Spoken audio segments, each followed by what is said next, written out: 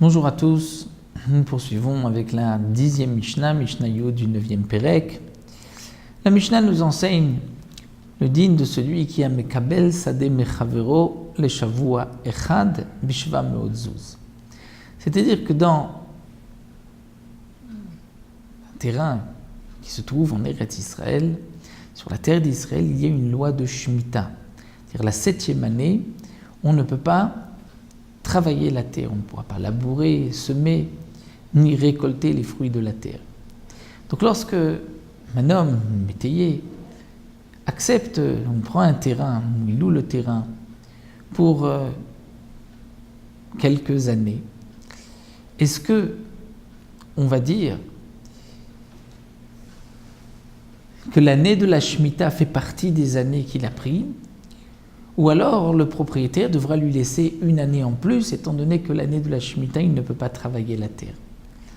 Alors le Tana de la Mishnah nous dit tout dépend comment ils ont formulé au départ cette location de terrain. Si il a reçu le chant de son prochain, les Shavua Echad, Shavua ce n'est pas une semaine, mais c'est 7 ans. Les 7 années de la première année jusqu'à la 7e année, qui est la Shemitah, sont appelées Shavua. Il a accepté ce genre Bishva Meot Zuz, pour 700 Zuz. Et bien dans ce cas-là, Shvit Minaminyan. C'est-à-dire que la 7e année, la Shemitah, fait partie du compte. Même s'il ne pourra pas travailler la terre, il devra lui donner 700 Zuz. Et cette année de Shemitah est une année perdue. Mais dans le cas, Kibla Imenu Sheva Shanim Bishva Meot Zuz, s'il lui a dit, je prends le terrain 7 années pour 700 zouz. Là, dans ce cas-là, puisqu'il a précisé 7 années pour 700 zouz, on comprend que c'est 7 années de travail, cette année où on pourra travailler la terre pour 700 zouz. C'est-à-dire une année pour 100 zouz. Et donc, dans ce cas-là, en hashvit minaminyan. La 7e année ne fait pas partie du compte.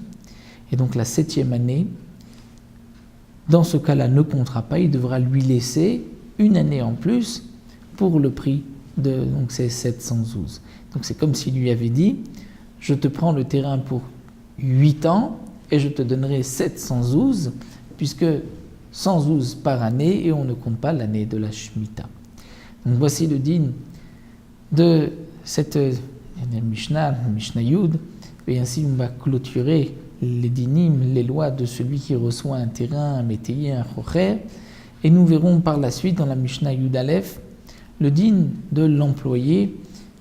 L'employé, comme nous allons le voir, on doit payer le jour même, mais nous n'avons pas le droit de faire traîner le paiement de salaire, on devra nous payer lorsqu'il termine, et nous verrons exactement les lois dans la Mishnah Yud Aleph.